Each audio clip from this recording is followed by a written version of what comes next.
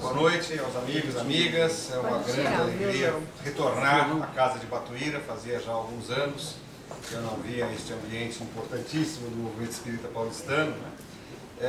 E queria nesse início fazer... Pode completar sua frase. Não, agora já fiquei curioso, o que eu fiz? Não, o senhor não fez nada. Eu é que deixei de fazer. Eu vou pedir primeiramente a prece, como deve ser no início de toda a reunião espírita. Ao doutor Eduardo, por favor. Em seguida eu passo a palavra ao senhor. Eu vou repetir tudo de novo. Eu me dei conta em seguida, então...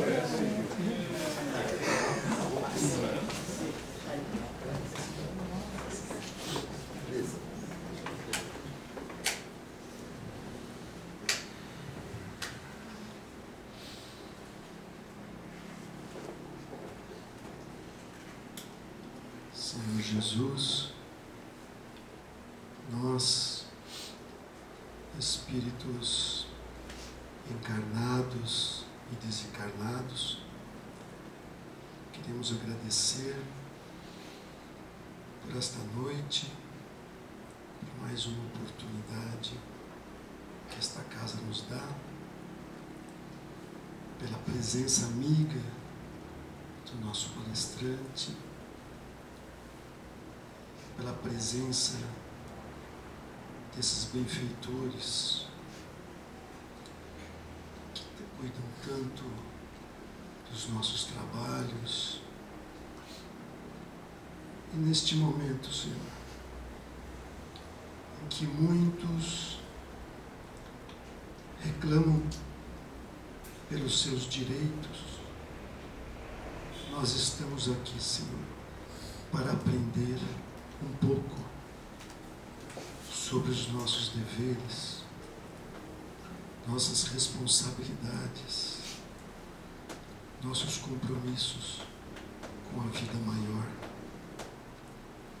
Então, Senhor, neste momento, nós te pedimos, nos ajude a compreender melhor tudo que aqui será exposto, que nós possamos estar com as nossas mentes abertas, nossos corações preparados para receber essas lições, essas orientações, para que possamos aprender com o trabalho, com a responsabilidade e com o compromisso que nós já assumimos. Que possamos então dar início em Teu nome a mais essa palestra. Que assim seja.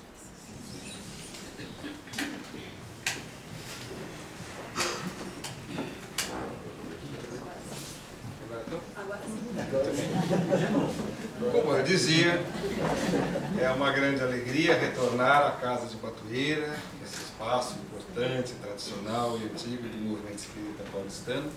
Cumprimentar a cada um de vocês, agradecer o convite por essa oportunidade.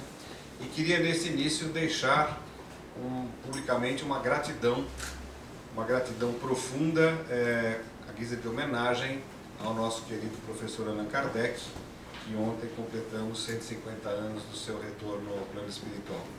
Que ele continue sendo um guia para nós cada vez mais fundamental e indispensável para que honremos o seu trabalho e façamos da doutrina espírita uma filosofia que efetivamente nos transforme e permita que contribuamos para a transformação do mundo.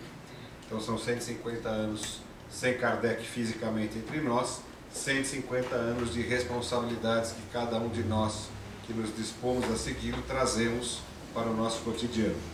E é nessa perspectiva de nos inspirarmos nos ensinamentos do professor Allan Kardec que o nosso tema da noite hoje é sobre deveres. Houve um problema técnico e a gente teria aqui uma projeção didática para ir ajudando, mas houve um probleminha ali no equipamento, então eu vou acompanhando aqui e com isso o resultado será só eu vou ver as imagens e vocês não vão ver as imagens que eu havia preparado, né? Então o nosso tema da noite é Não há vida sem deveres, nossos deveres morais cotidianos. Esse é o tema da noite e nós vamos, gostaríamos de iniciar convidando a cada um de nós que por alguns segundos pensemos no quanto os deveres fazem parte do nosso dia a dia e do nosso cotidiano. Quantos deveres nós cumprimos, estamos cumprindo agora, e cumprimos há pouco, e cumprimos desde que levantamos de manhã durante o dia, e ontem, anteontem, o ano passado, há 10 anos, estamos sempre cumprindo deveres. Há pouco chegamos a casa e cumprimentamos as pessoas. Claro que alguns dirão, mas eu fiz isso prazerosamente, é verdade. Mas se por acaso não tivéssemos feito prazerosamente, talvez já nos sentíssemos compelidos, moralmente, a fazermos sem prazer, mas cumprimentar as pessoas, porque é de bom tom e educado que seja assim. Isto não é um dever moral? Claro que quando encontramos os parceiros e amigos da casa espírita, fica muito mais fácil cumprir um dever moral. E quando encontramos o vizinho complicado no elevador do prédio? Também não temos o dever moral de cumprimentar, dar uma boa noite, um bom dia?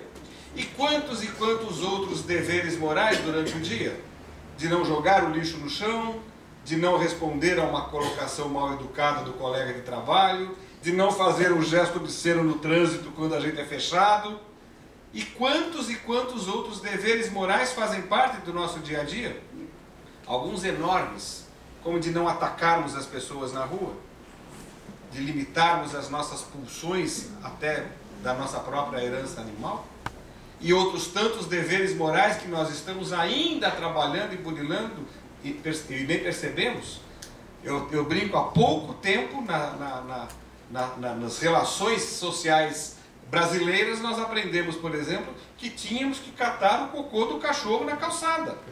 Até algum tempo atrás isso não era uma exigência posta. Hoje é insuportável que alguém não faça isso. Não é um dever moral que a gente vai construindo?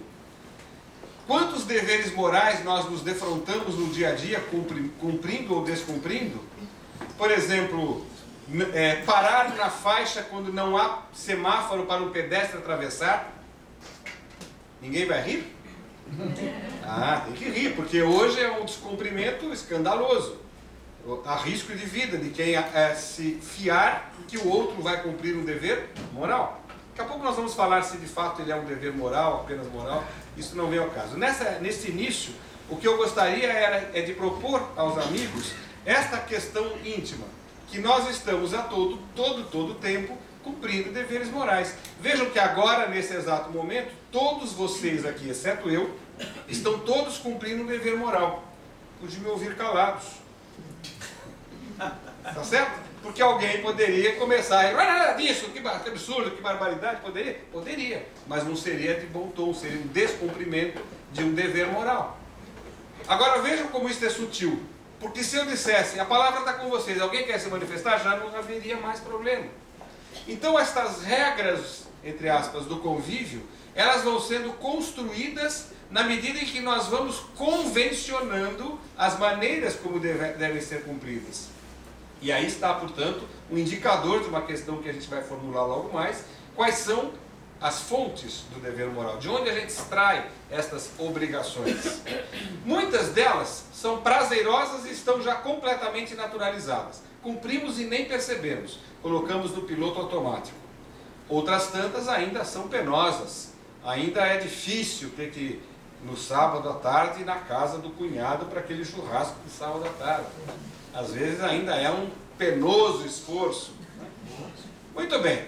Será que se nós tentássemos compreender isso, e é essa a proposta da noite, à luz dos ensinamentos da doutrina espírita, será que ficaria menos pesado?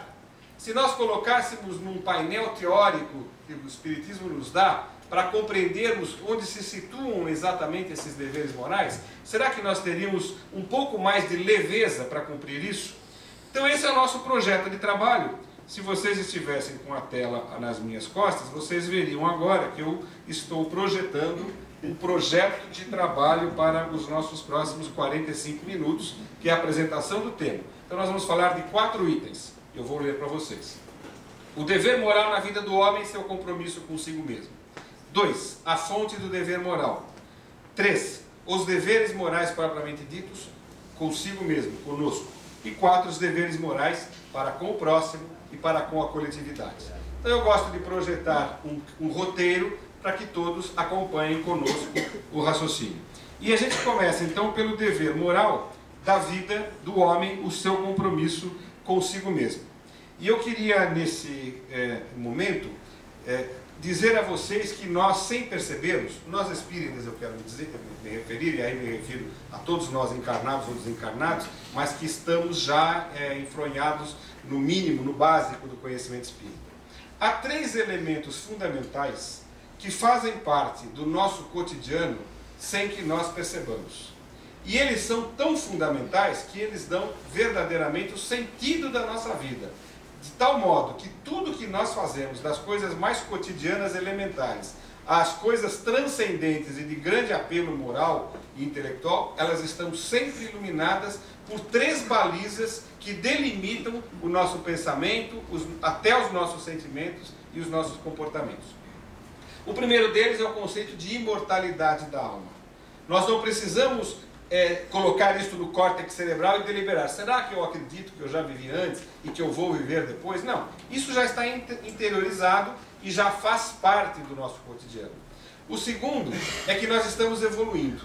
Que existe um grande projeto de evolução da humanidade como um todo e individualmente de cada um de nós. E que nós estamos a cada momento dando um passo adiante, ainda que estejamos marcando passo, parados no tempo, temos sempre a perspectiva de dar um passo adiante e, portanto, estamos caminhando naquela ideia de que seguramente amanhã será melhor do que hoje, para nós individualmente, ainda que no coletivo não seja essa a percepção do mundo que nós vivemos hoje. E o terceiro é a finalidade da encarnação, que nós estamos aqui neste momento, nesta experiência terrena, com estas finalidades, a de evoluir e a de dar cumprimento à imortalidade da alma.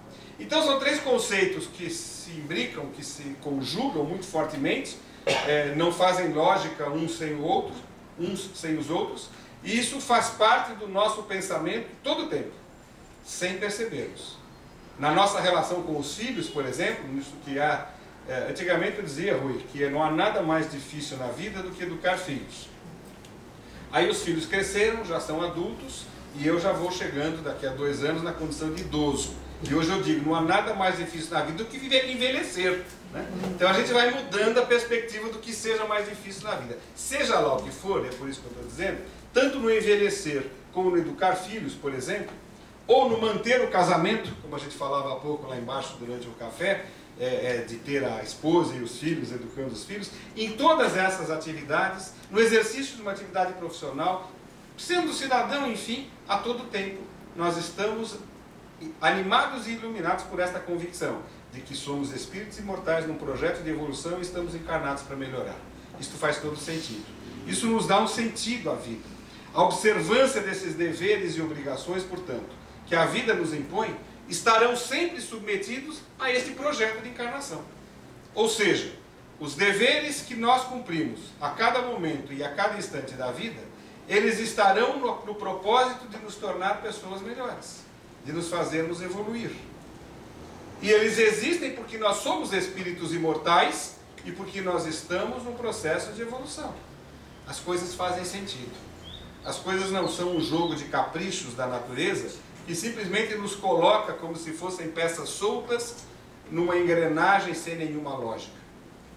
Portanto, as obrigações que fazem parte do nosso cotidiano, da nossa vida, elas são os instrumentos, as ferramentas que nos permitem dar esse sentido de crescimento e de evolução na vida, que é o que se espera da alma na grande obra coletiva da humanidade.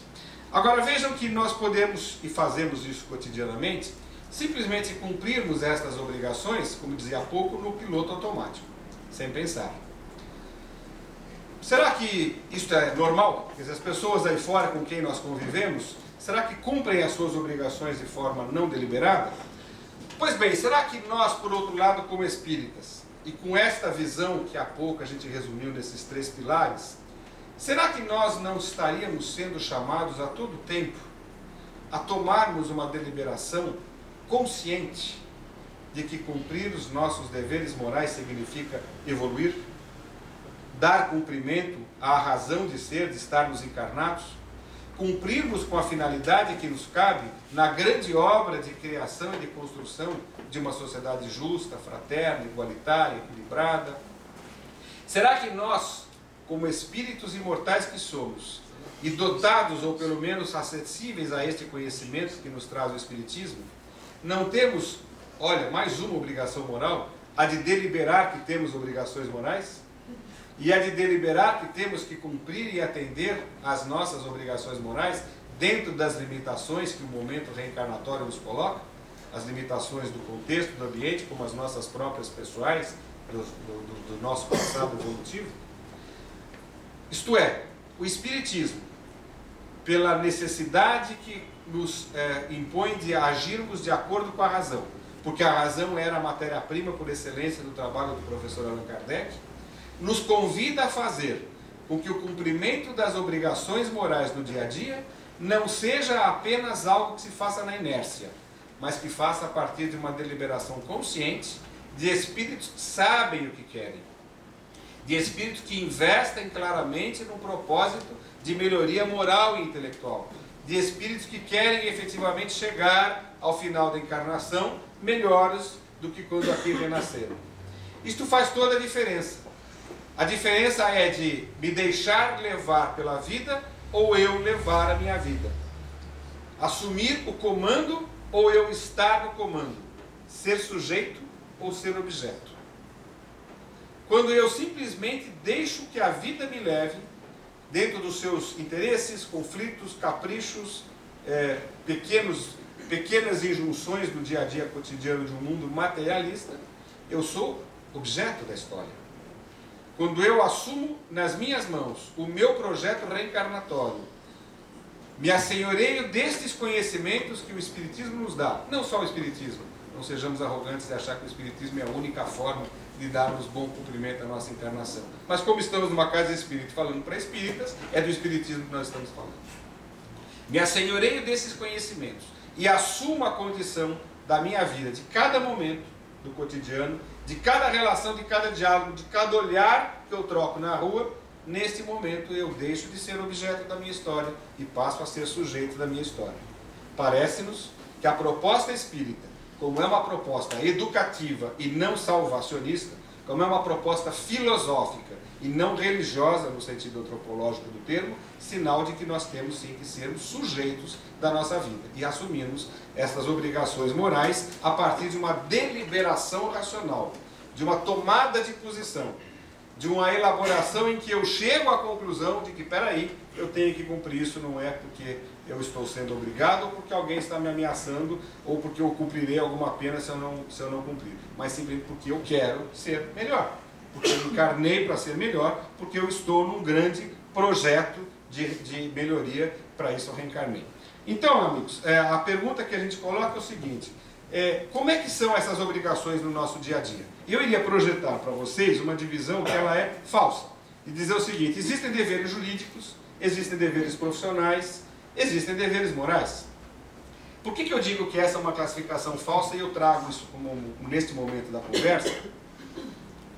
Para nós prosseguirmos sabendo do que estamos falando. Imaginem aquele exemplo que há pouco eu mencionei, de parar na faixa dirigindo, né? Todo mundo talvez dirija, numa cidade como São Paulo, todo mundo antes de ser cidadão ou o espírito imortal é motorista. Então imagine que nós estamos dirigindo um carro e diante de uma faixa de pedestres, mas sem semáforo, a gente vê uma pessoa parada ali na faixa querendo atravessar.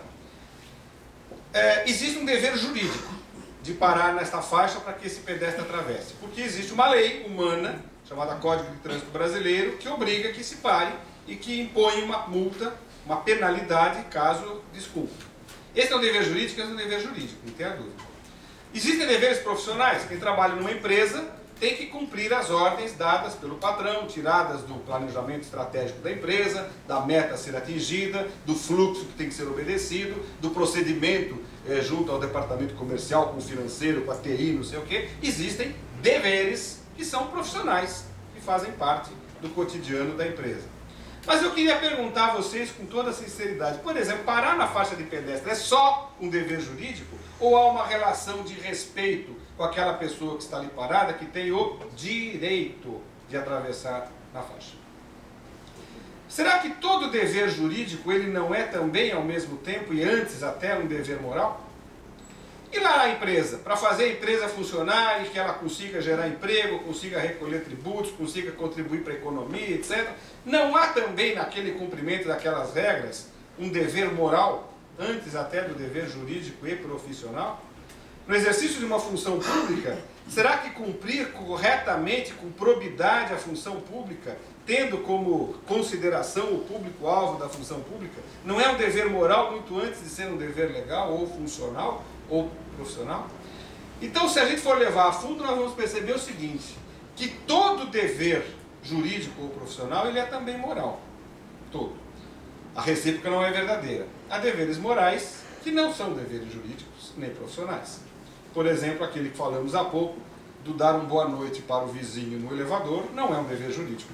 Não há nenhuma lei obrigando que alguém diga boa noite quando entra no elevador. Nenhum. Mas é um dever moral.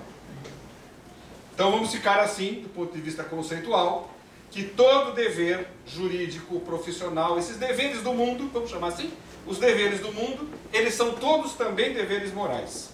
Mas nem todo dever moral é um dever do mundo. Ou seja, os deveres morais são um gênero, os deveres do mundo são espécies. Por que isso é importante e não é apenas um jogo de palavras? Porque aí nós passamos a compreender que tudo que a gente faz na vida, sem nenhuma exceção, é um dever moral. Fica pesado dizendo assim. Mas se a gente tentar compreender nesta perspectiva do espírito imortal que quer cumprir uma finalidade de se tornar melhor, e que para isso ele tem todos os instrumentos e ferramentas de um espírito imortal, a razão, o sentimento, a vontade de ser feliz, a disposição de ajudar o próximo, a vida em sociedade, que tem que ser balizada pela solidariedade e não pelo individualismo, são as ferramentas que fazem com que o cumprimento desses deveres morais, que são de todo tempo, da hora que acorda, à hora que vai dormir e que está durante o desdobramento do corpo, durante o desdobramento da alma, durante o sono do corpo físico, todo o tempo estaremos submetidos a deveres. Então, que o façamos de modo mais leve para não ser tão penoso. Então, amigos, esse nosso texto, essa nossa conversa, ele é baseada num texto, quem quiser depois ler quando chegar em casa, fica como lição de casa, que é do Evangelho segundo o Espiritismo, em que Kardec seleciona uma mensagem de um espírito mentor chamado Lázaro, recebeu em Paris em 1863. Eu vou ler um parágrafo, vocês leriam comigo se estivesse aqui, que diz assim, abre aspas: o dever é a obrigação moral diante de si primeiro e dos outros em seguida. O dever é a lei da vida. É disso que nós estamos falando. Dever é a lei da vida. Ele se encontra nos mais ínfimos detalhes, assim como nos atos elevados. Tudo é dever. E essa lição está ao nosso alcance, compilada pelo professor Kardec desde 1863. Muito bem, se a todo tempo estamos submetidos a deveres, é o momento de perguntarmos qual é a fonte desses deveres. De onde ele vem? Que vejam, isso é muito interessante. A depender da resposta, será o motivo do meu cumprimento. Porque se alguém disser que a fonte do dever é externa a mim, então é porque eu estou obrigado por alguém a cumprir o dever. E se eu estou obrigado é porque eu estou de alguma forma sob ameaça. Lícita ou ilícita é outra conversa, mas eu estou sob alguma ameaça, de alguma punição, de alguma represália, de algum retorno que eu não quero, que me seja desagradável e que estão me dizendo, ou você cumpre o dever, ou reticências, não importa o que venha, eu sei que não é bom para mim. Então, se eu chegar à conclusão, aqui comigo, estou conversando eu comigo mesmo, de que o que me obriga a cumprir os meus deveres morais, todos aqueles de todo dia, seja alguma coisa externa a mim, aí vai ficar bem mais pesado. Porque além de ser um espírito imortal em processo de construção, eu sou um oprimido. Eu sou um esmagado por alguma coisa que me seja muito forte, que eu não tenho nenhum controle. Por outro lado, se eu chegar à conclusão de que a fonte do meu dever moral sou eu mesmo, aí eu fico, de novo, senhor da situação e assumo a condução do processo. E esta é a proposta da doutrina espírita. E nisto ela se diferencia das religiões ortodoxas que vigoravam na Europa até o Iluminismo, ao tempo em que surge a doutrina espírita como um movimento pós-iluminista. Pois ela incorpora de novo os valores das religiões tradicionais que continuaram vigorando e não foram eliminadas como a história imaginava que aconteceria. A proposta da doutrina espírita, portanto, retomando, é dar a cada um de nós a própria fonte das suas obrigações. As obrigações nascem da nossa natureza de espíritos. Ninguém de fora impõe. Aí alguém perguntará, ué, mas e Deus? Deus não impõe? Deus não é a fonte das nossas obrigações? Bom, do ponto de vista conceitual, alguém poderá dizer que sim, na medida em que Deus é a causa primária de todas as coisas e a inteligência suprema do universo. Então, nós temos que ter o cuidado nesse aspecto, como em todos os outros aspectos que tratarmos de Deus dentro de uma casa espírita, de termos a perspectiva deísta e não deísta de Deus. Isso daí é um tema para uma outra palestra. Num resumo muito rápido, a proposta teísta de Deus, ou a compreensão teísta de Deus, é de um Deus, desculpa a expressão, mas ela é bem didática, é um Deus que se mete na vida das pessoas até a raiz, e que começa a punir, castigar, ameaçar. É um Deus com quem se negocia, é um Deus com quem eu converso. Bom, eu tenho essas obrigações aí de ter que cumprimentar o meu vizinho, mas eu não suporto ele. Se eu por acaso for aí no ritual religioso no final de semana e cumprir algumas obrigações, dá para livrar essa obrigação? Quebra essa para mim? Esse é o Deus teísta. Então é o Deus que perdoa, é o Deus que castiga, é o Deus que pune. Então vejam que numa perspectiva teísta, e que se eu trago para a doutrina espírita, eu violo, eu deturpo a doutrina espírita, nessa percepção teísta, eu passo a cumprir as minhas obrigações morais para não ir para o umbral depois de desencarnar. Ou então para poder reencarnar melhorzinho, para eu conseguir manter uma situação pelo menos igual a que eu estou agora na próxima encarnação. Porque eu olho do lado no mundo, vejo gente tão pior que eu, falei, deixa eu tratar de cumprir a minha, porque eu não quero reencarnar como esse outro aí. Então eu começo numa negociação íntima, pessoal, com Deus. Esse não é o Deus da doutrina espírita. Este não é o Deus da pergunta 1 do Livro dos Espíritos. Causa primária de todas as coisas, inteligência suprema do universo, é o Deus deísta, que é um Deus que nasce a partir de uma concepção iluminista do mundo, em que este Deus dá as regras, dá as condições, dá as balizas, mas não se mete no que cada um de nós vai fazer com elas. Dá as leis. As leis são a expressão e a manifestação de Deus. Ah, mas não tem a misericórdia? Tem a misericórdia que essa lei nunca é revogada. E, portanto, nós sempre estaremos em condições de aprender. Nunca estaremos condenados, nunca estaremos perdidos, como nunca estaremos salvos. Esta visão revolucionária e libertadora da doutrina espírita, me perdoem a crítica, amigos espíritas, nós estamos perdendo, trazendo muitas vezes para dentro dos estudos espíritas uma visão das velhas religiões tradicionais que não se compatibiliza com o pensamento libertador de Allan Kardec. Então, vamos responder à questão, a fonte das obrigações pode ser Deus? Sim, vírgula, desde que compreendamos Deus na exata percepção do Espiritismo. E se compreendermos assim como causa primária, o passo seguinte será entender que nessa perspectiva de libertação, a fonte sou eu, a fonte é você, a fonte é você, é o Senhor, e é cada um de nós. Nós vamos cumprir as nossas obrigações, não é porque temos medo de punição, porque alguém está nos obrigando, porque estamos sob tortura ou sob grave ameaça. É simplesmente porque nós sabemos que é assim que a gente cresce. É claro que erraremos, descumpriremos a lei, descumpriremos as nossas obrigações, e esses descumprimentos serão formas de nos impor e de novo nos convidar ao crescimento. Isto é da lei. Não há ninguém, não há um Deus malvado nos castigando e nos punindo por causa disto. A dor poderá ser, muitas vezes será, um instrumento para que nós aprendamos a cumprir as nossas obrigações. Não é uma punição, não é um castigo, não é a pena que se impõe numa obrigação jurídica descumprida. A multa porque não obedeceu à faixa de trânsito, a pena de prisão porque se cometeu um crime. Esta dor, Kardec usa uma expressão excepcional para essa dor. Alguém lembra? Como é que chama a dor que impulsiona o homem ao aprendizado? A dor do erro, a dor de não ter cumprido com a sua obrigação moral.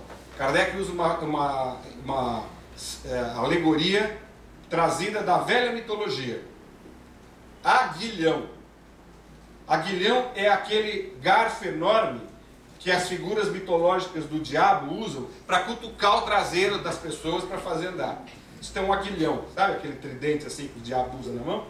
Kardec diz que a dor é um aguilhão que nos impulsiona ao progresso. E é só. Portanto, o descumprimento das obrigações, quando a fonte sou eu mesmo, é apenas um sofrimento que decorre de eu não ter cumprido a lei. Não há castigo nenhum nisso.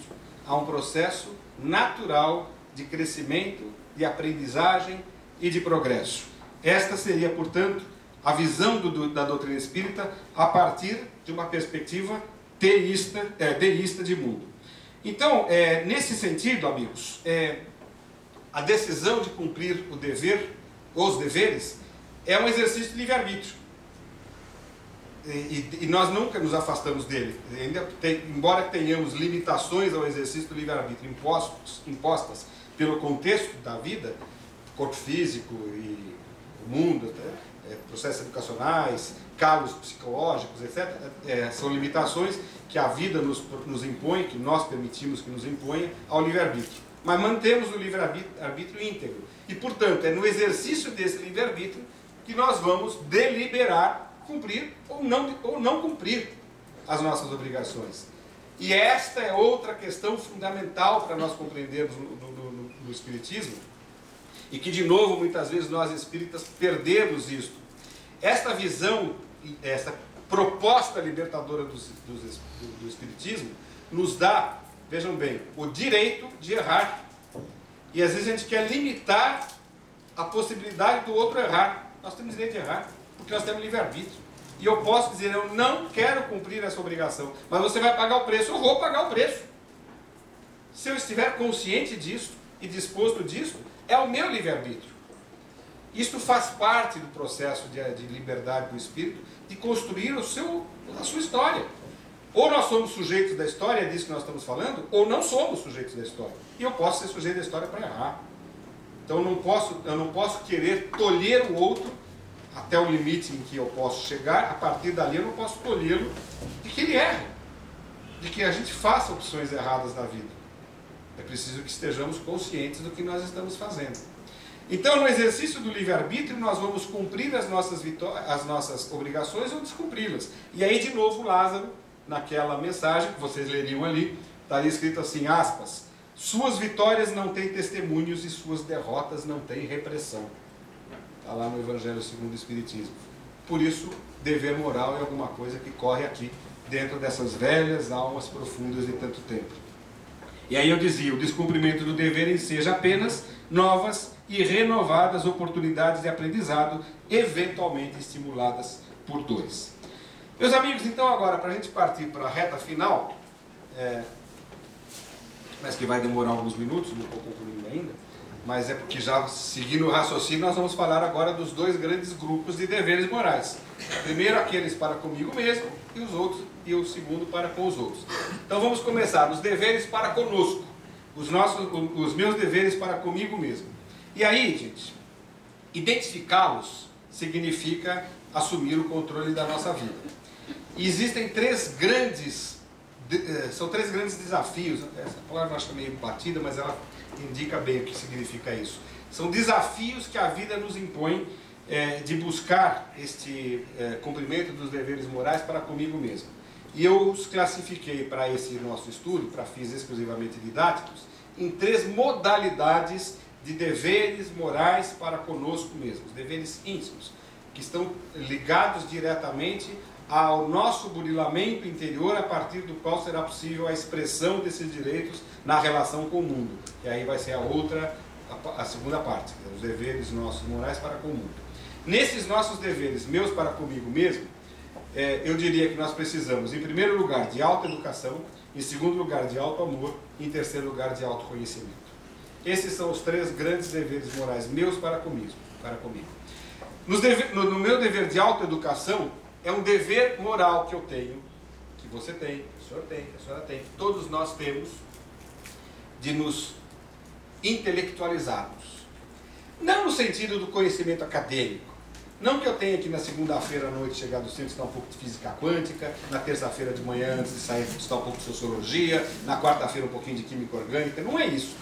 Não é isso. Claro que quem gosta deve fazer, deve ser muito prazeroso estudar química orgânica, Uma quarta-feira, 7 horas da manhã, uma coisa deliciosa para começar uma quarta-feira. É opção de cada um. O intelectualizar-se é no sentido de conhecer a lei natural. É de conhecer a lei que está escrita na consciência. Significa conhecer as regras do mundo. Conhecer estas leis deste Deus deísta. As regras do jogo, para que a gente possa jogar bem. Conhecer o regulamento. Isto é o dever que nós temos de autoconhecimento, de autoeducação. Significa buscar um conhecimento de como nós estamos no mundo hoje, o que nós estamos fazendo aqui, qual é o meu propósito reencarnatório, quem eu sou, né? Aí a gente já começa a buscar um pouco do auto-amor, que aí eu começo a entender as minhas fragilidades, eu começo a gostar de mim mesmo, apesar das minhas fragilidades, eu identifico as minhas fragilidades e eu não me culpo por causa disso, porque a culpa é o sentimento que mais pode me aprisionar e me travar nesse processo de evolução.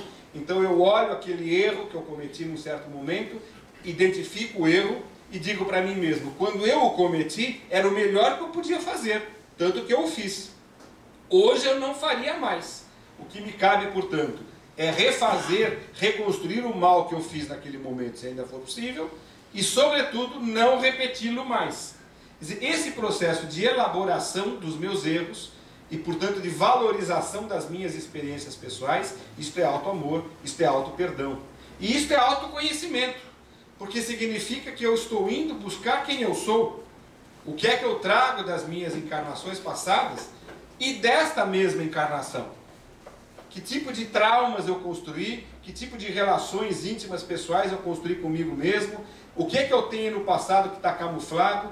Quem pode fazer uma psicanálise, ótimo, isso ajuda, mas não é indispensável. A gente pode fazer sozinho, desde que nós tenhamos disposição para isso, serenidade para isso. A prece cotidiana ajuda, a meditação ajuda, a literatura espírita tem muita coisa útil, a literatura não espírita na área da psicologia tem muita coisa. Enfim, é um esforço de nos tornarmos pessoas melhores e não deixarmos que a correnteza nos leve. Como se fosse um barquinho de dobradura numa correnteza num dia de chuva, que é a coisa mais inerte que tem no mundo. Nós não somos assim. Nós somos os artífices de nós mesmos. Portanto, autoeducação, formação intelectual, autoamor, depuração do sentimento e autoconhecimento, libertar-se dessas imposições sociais na busca da autenticidade, esse é o nosso dever moral por excelência conosco mesmos. Essa questão da autenticidade e da segurança pessoal é fundamental, porque nós vivemos no mundo das aparências e dos papéis. Então, a todo tempo nós estamos sendo chamados a montar papéis, a maneiras de nos comportarmos. Aqui na casa espírita, no ambiente de trabalho, na rua, em família, nós estamos sempre vivendo papéis. Quando eles são autênticos, perfeito, é assim que tem que ser, ótimo. Isso é autenticidade.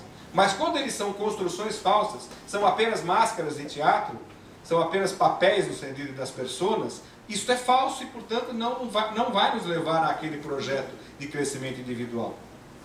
A autenticidade é a segurança de saber, eu sou assim, e eu não tenho que dar satisfação a ninguém até o limite dos deveres morais. São, portanto, a baliza de até onde eu posso ir, mantendo a minha autenticidade. É claro que nesses deveres morais consigo mesmo, ou conosco, daria, não uma palestra, mas um seminário. Há muita coisa a se aprofundar em termos de auto-amor, de autoeducação e de autoconhecimento. Isso é apenas uma síntese para nós situarmos do que é que nós estamos falando quando se fala de educação moral conosco. E quando falamos de deveres, educação moral não, de deveres para conosco, e quando falamos de deveres para com o próximo, para com a coletividade, nós estamos partindo de um pressuposto fundamental, de que nós não temos como construir aquele projeto de evolução pessoal sozinhos, jamais. O espírito humano, ele é, por excelência, um espírito gregário ou social. Nós só faremos o nosso projeto individual de crescimento com os outros. Não significa que eu possa fazer o projeto de crescimento pessoal do outro. Jamais. Jamais. Mas eu posso e devo auxiliar o outro no seu processo. Obrigação moral, dever moral de ajudar o outro. Não é faculdade, é dever de ajudar o outro no processo dele. E ele tem, por sua vez, o dever de me ajudar no meu processo.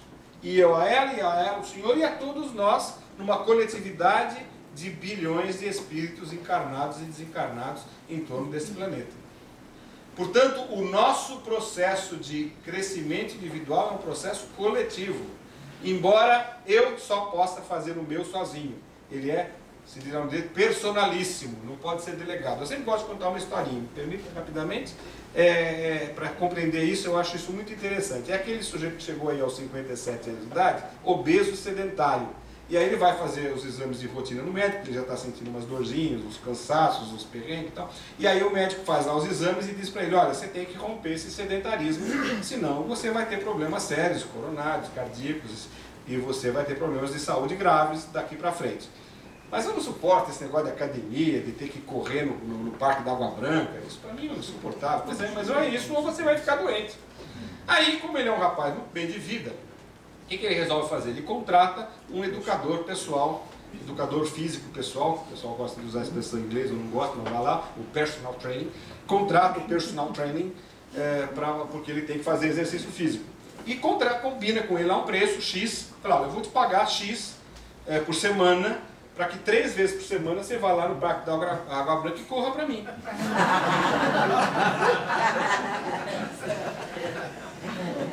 Isso é delegar o nosso processo de crescimento moral íntimo. Não dá. Não dá. Né? O processo de crescimento moral é como este, de condicionamento físico. Só eu posso fazer. Eu não posso delegar ninguém, por mais dinheiro que eu tenha para contratar o melhor personal trainer de São Paulo, não vai adiantar. Mas eu só posso fazer esse processo com o outro, na minha relação no mundo, na minha relação de cotidiano em família, na rua com os desconhecidos, com as pessoas em situação de rua debaixo da marquise da padaria, com as pessoas que eu não conheço que estão na periferia sofrendo agruras horrorosas, nas pessoas que estão em Moçambique sem ter condições de sair de um desastre natural horroroso, porque não há ajuda nenhuma num país despedaçado pela exploração econômica, das pessoas que estão na guerra da Síria, das pessoas imigrantes que estão atravessando o mar Mediterrâneo em barcaças, das pessoas, dos índios que estão sendo mortos e explorados no Mato Grosso do Sul. Em todas essas circunstâncias, lá estamos nós, cada um de nós, fazendo o nosso processo de realização pessoal. E fazendo também com a nossa esposa em casa, com os nossos filhos, com os companheiros de casa espírita, com os companheiros de trabalho, com o meu chefe, com todo mundo. O barco é um só. Nós todos somos tripulantes de um único barco. Por isso, os nossos deveres morais com o outro não são deveres morais egoístas. Isso seria a negação completa do Espiritismo. São deveres morais solidários, de fraternidade. E, sobretudo, deveres morais coerentes com o propósito de uma doutrina que quer construir o reino de Deus na Terra. Que é uma doutrina de paz, de justiça e de fraternidade. Portanto, os nossos deveres começam exatamente no momento em que nós nos dispomos a eliminar ou contribuir para a eliminação do egoísmo nas relações sociais. Esse é o nosso dever. É o dever de fazer com que cada momento e cada gesto do nosso agir no mundo seja um agir de acordo com os postulados morais da doutrina espírita. Quais são os postulados morais da doutrina espírita? Os postulados de Jesus. Kardec é claro em dizer que o que nos interessa no cristianismo é o ensino moral. Está na introdução do Evangelho segundo o Espiritismo. Lá está o código ético, que depois está desdobrado, depois não, antes, foi escrito antes, está desdobrado na terceira parte do Livro dos Espíritos, as leis morais. Aquele é o projeto político, social e político do Espiritismo. Ali está a maneira de nós sermos no mundo, que é cumprir os nossos deveres morais. Por exemplo, eu projetaria lá, para a paz. Este é um compromisso, uma obrigação moral que todos nós temos, de contribuir para a paz.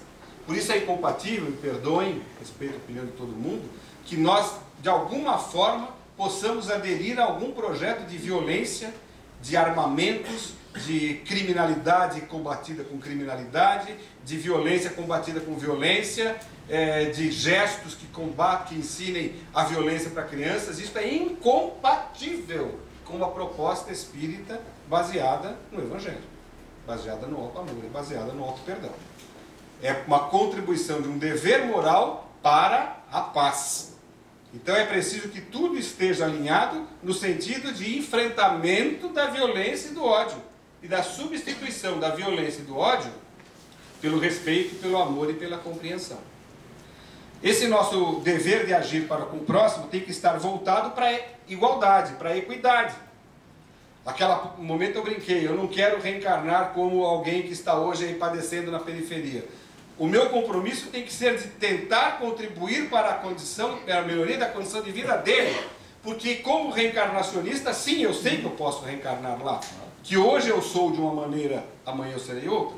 Que hoje eu sou um homem branco e heterossexual, e amanhã eu posso ser uma mulher negra e homossexual. E vou padecer de todos os preconceitos e a violência de uma sociedade machista, misógina e homofóbica. Portanto, esta visão, além da matéria, é inerente a uma obrigação moral do espírita no mundo. O nosso dever moral é agir para o esclarecimento, é agir para que haja sabedoria e, portanto, o enfrentamento da vulgaridade, da ignorância, na busca de uma sabedoria em que as pessoas tenham acesso às suas próprias condições pessoais de crescimento e às condições de funcionamento do mundo, para que sejam todos sujeitos dos seus destinos, espíritas ou não, católicos, evangélicos ou ateus, umbandistas, judeus ou muçulmanos, todos temos que ser sujeitos das nossas vidas. O Espiritismo nos dá uma ferramenta, a que é melhor para nós, por isso nós estamos aqui hoje. Para os que são evangélicos, eles estão no templo deles e lá eles têm a ferramenta deles. Para nós pode não ser boa, para eles é. Isso não importa, porque é exatamente desta pluralidade que nós vamos conviver e juntos eles vão nos ajudar e nós a eles. Deveria ser assim. Portanto, o nosso dever moral, qual que deve ser? O de agir pela igualdade e pelo conhecimento, para que todos tenham igualmente acesso a uma informação que cada um vai usar dentro do seu passado espiritual, dentro dos seus recursos, dentro dos seus valores, dentro dos seus propósitos. E não somos nós que vamos julgá-los. Também não é Deus, porque não é um Deus que julga, lembra? Quem vai julgá-los? Eles próprios, nas suas consciências, nas suas relações interpessoais, nos prejuízos que fizerem ao próximo, por ação ou por omissão. O nosso dever de agir no momento do cotidiano é pela civilização. Na busca dos padrões de civilização, Kardec vai dizer que a civilização substitui a barbárie. E, portanto, as relações, quando estão baseadas na violência, na exclusão, na deturpação do conceito de direitos humanos, como se não fosse o fundamento ético básico da sociedade, nesse momento nós estamos investindo na barbárie e não na civilização. A civilização é a busca da gentileza, é a busca da relação de respeito absoluto pelo outro, a tolerância. Esse é o nosso dever moral na relação com o mundo. É a busca, enfim, da justiça. A busca da justiça é a realização da obra divina na Terra. A justiça é dar a cada um o que é seu. Kardec vai buscar o conceito aristotélico de justiça. E todos nós o que é que temos? Direito de quê na Terra? De plenas condições de exercer as nossas potencialidades. É preciso garantir a cada espírito que encarne no mundo o mínimo existencial para viver com dignidade e desenvolver todas as suas potencialidades como espírito imortal. Este é o dever moral por excelência de um espírita que esteja imbuído do seu projeto reencarnatório de evolução. Esta é uma síntese, amigos, que certamente nós poderíamos aprofundar em várias discussões e até no seminário. O que a gente pretendeu trazer aqui de básico e de fundamental é uma provocação em torno desse conceito de deveres. Porque, de fato, alguém comentou, possivelmente na prece, que nós estamos num momento de grandes exigências de direitos. Com razão, estamos mesmo. E não há sociedade civilizada sem direitos. Isso, a construção do conhecimento no Ocidente, nos últimos 300 anos, já mostrou isso. Mas é preciso, sim, que façamos essa contraface. Temos direitos e temos que exigi-los. Nenhum direito a menos, como se diz por aí. Mas temos deveres. E esses deveres fazem parte da nossa vida e, como espíritas, a característica deles, muito mais do que um dever político, do que um dever jurídico, do que um dever profissional, são deveres morais, porque nascem no fundo dessas velhas almas sofridas, que estão aqui dentro gritando por paz, por fraternidade, por segurança pessoal. E é isso que nós temos que satisfazer. A nossa e a de todos nós, com quem convivemos, com quem cruzamos os caminhos, no sentido de buscar este sentimento de plenitude e de felicidade, que só o cumprimento consciente dos deveres morais perante nós mesmos e perante o mundo nos dá. Então eu queria agradecer muito esta oportunidade de estar aqui com os senhores e as senhoras hoje e deixar-lhes uma última frase de Allan Kardec, na verdade está escrita do Espírito e Verdade, que está no 913 do Livro dos Espíritos. E ele diz o seguinte: quem nesta vida quiser se aproximar da perfeição moral, deve extirpar do seu coração todo o sentimento de egoísmo, porque o egoísmo é incompatível com a justiça, o amor e a caridade. Ele neutraliza todas as outras qualidades. Que fiquemos sempre com as lições do professor Allan Kardec e os nossos esforços por sermos melhores. Muito obrigado e boa noite a todos.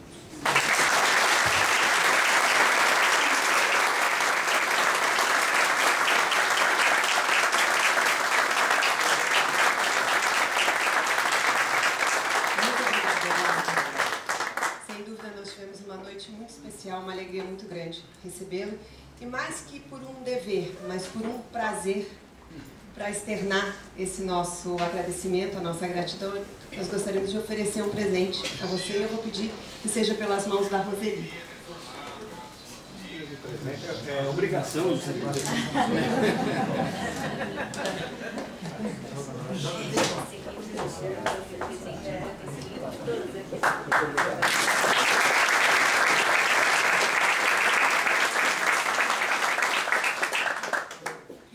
A Norma Rosa, que entregue também uma lembrança para o Ricardo e para a Daniela, o nosso agradecimento pela apresentação linda que vocês fizeram no início da nossa noite. Sim, que foi escrita pelo Geraldo.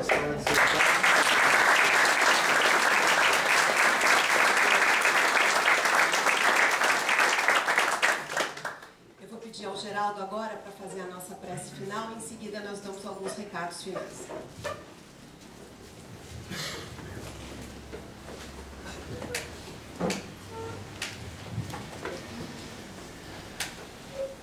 Então nós agradecemos a Deus, nosso Pai, a Jesus, nosso Mestre e Senhor, por esta palestra que nos faz pensar muito sobre os nossos deveres aqui na Terra, os nossos deveres para conosco mesmo, para com o nosso próximo, que nós todos possamos fazer essa reflexão e procurar nos elevar espiritualmente e moralmente.